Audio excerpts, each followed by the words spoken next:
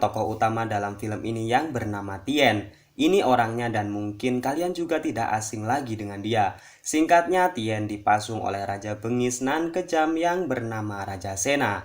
Tak habis dengan itu, Raja Sena kemudian memerintahkan kepada prajuritnya untuk menghukum serta menyiksanya sampai mati. Meskipun dalam keadaan yang sangat memprihatinkan, Tien masih mampu melawan para prajurit tersebut dan nampaknya Tien malah mampu mendominasi pertarungan itu. Namun karena sebagai manusia yang memiliki daya tahan tubuh yang terbatas, Tien di sini harus tumbang dan menyisakan tubuh yang penuh dengan luka asmara. Kemudian penderitaan yang ia rasakan tak habis dengan itu karena sekarang ia ditempatkan di sebuah tempat yang gelap dan hari-harinya dipenuhi dengan siksaan dan penderitaan yang secara naluriah sebagai seorang manusia hal tersebut akan berujung sebagai kematian. Lalu scene berpindah yang perlihatkan seorang biksu yang merawat Tien semasa kecil sedang beradu ilmu dengan seorang dukun. Namun karena kekuatan spiritual dan amal ibadahnya, seorang biksu tersebut mampu mengalahkan santet yang dikirim dukun tersebut. Di sisi lain, Raja Sena mulai merasakan sebuah karma yang diakibatkan perbuatan keji yang dulu ia perbuat, yaitu demi mendapatkan tahta sebagai raja.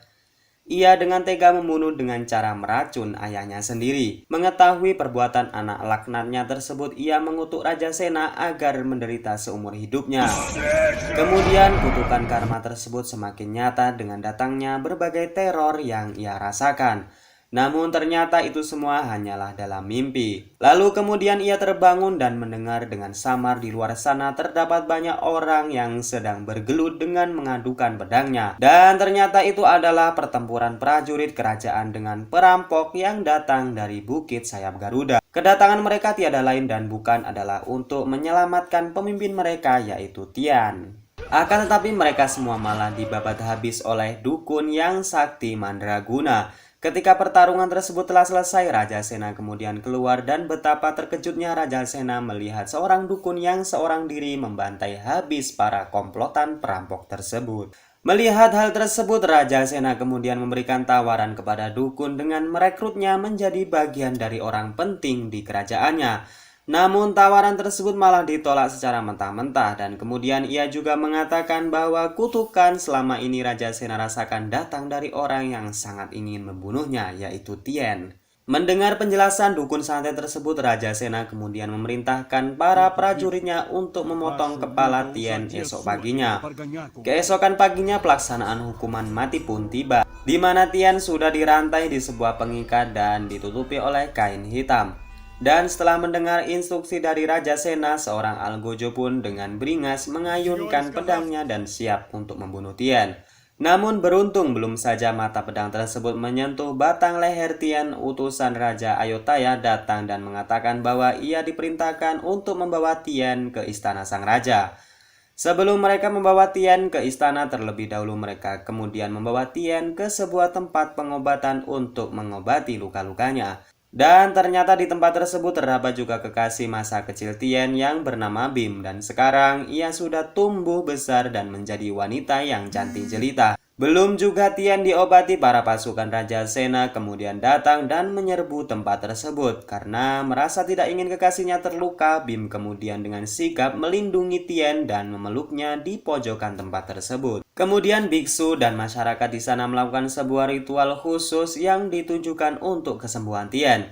Mereka juga membalut seluruh tubuh Tien dengan tisu basah sampai mirip dengan mumi. Dan mereka juga mengumpulkan benda-benda berharga mereka untuk dilebur dan kemudian dijadikan patung Buddha sebagai penebusan nyawa Tien. Bim yang sangat mencintai Tien kemudian mulai menari di tempat peribadahannya sebagai persembahan untuk kesembuhan kekasihnya tersebut. Bim terus menari sampai-sampai kaki mungilnya sudah tidak sanggup berdiri lagi hingga akhirnya waktu yang ditunggu-tunggu pun datang, di mana Tien kemudian dapat kembali membuka matanya dan membuat orang-orang di sekitarnya bahagia. Meskipun Tian kembali hidup, ia harus menerima kenyataan bahwa hampir setengah dari badannya tidak bisa digerakkan dan mengeras layaknya seperti batu. Kemudian Bim dengan segenap kemampuannya membantu Tian agar bisa sembuh dan normal seperti pada mulanya. Namun karena Tian yang sadar dengan fisiknya yang sekarang malah mengusir Bim dan membuatnya bersedih hati. Para com isso!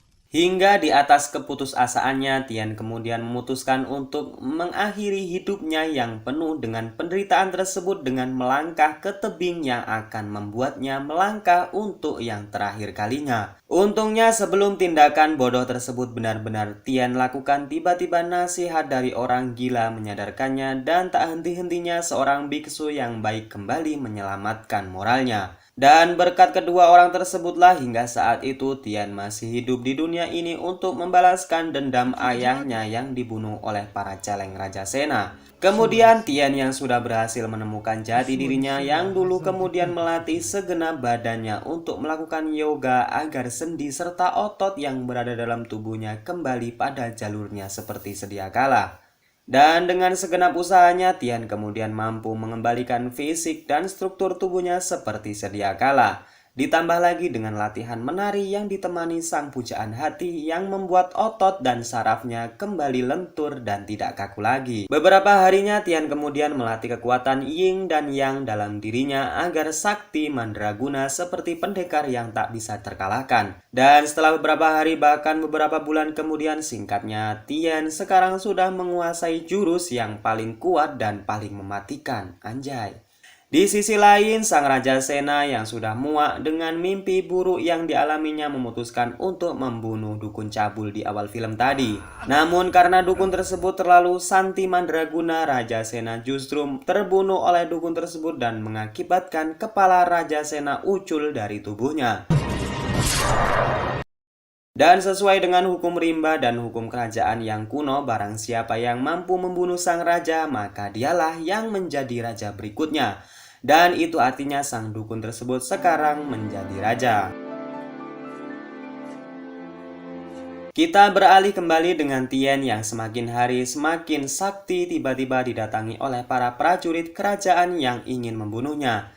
Namun untuk sekarang itu semua bukanlah perkara yang sulit dan Tian pun mampu mengalahkan semua prajurit tersebut dengan tangan kosong dan sendirian. Ingat loh, tangan kosong dan sendirian. Selesai mengalahkan para cecunguk tadi, Tian kemudian kembali ke kampung halamannya. Dan betapa mengejutkannya karena kampung tersebut sudah dimusnahkan oleh para anak buah dukun. Begitupun juga dengan penduduknya, masih dalam keadaan emosi yang membara, ia kemudian diserang oleh prajurit yang masih berjaga di sana. Namun lagi-lagi tokoh kuat dalam film ini tidak bisa dikalahkan dan para prajurit tersebut bagai debu yang diterbangkan oleh angin ketika berhadapan dengan Tian.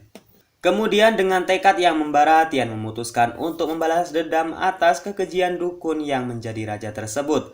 Dan ia bertekad akan membawa kembali orang-orang kampung yang menjadi sandera termasuk kekasihnya.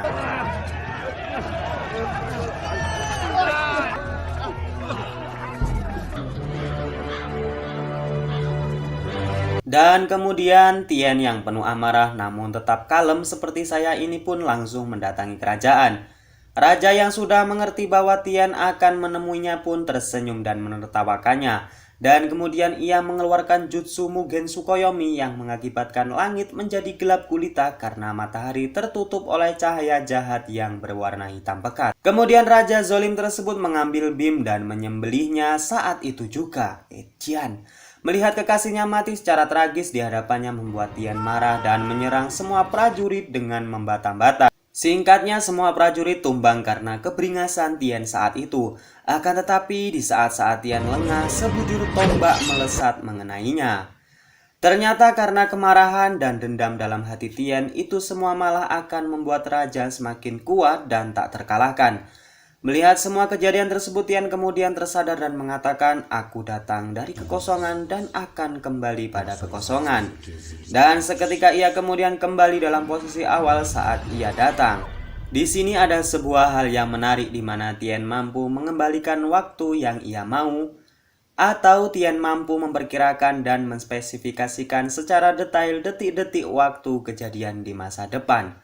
Sekarang Tian lebih tenang dari sebelumnya dan tiba-tiba sang petir dari langit menyambar sang Raja Zolim dengan kerasnya sehingga ia terpental jauh dari singgasananya.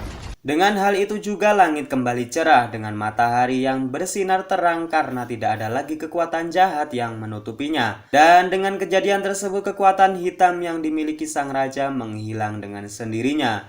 Dan kemudian Tian yang datang dengan keadaan tenang langsung Baiwan dengan sang raja. Dan dengan susah payah sang raja tersebut menghadapi Tian yang puluhan kali lebih kuat dibanding dirinya. Dan singkatnya Tian mampu mengalahkan Raja Zolim tersebut dengan mudah. Dan dengan matinya Raja Zolim tersebut maka berakhirlah pemerintahan yang beringas tersebut dan masyarakat dapat hidup sejahtera dengan harga kuota Telkomsel yang lebih murah. Saya berserta teman-teman saya yaitu Toing, Sahri, Denny, Handoko, Yuda dan lain-lain mengucapkan ending yang mengkemekkan. Oke, saya Naja, everything is okay, enjoy in your life, tetap santuy walau keadaan yang mencekang sedang kamu alami saat ini. Terus dukung channel A4 Movie dengan cara like, komen, dan subscribe ya guys.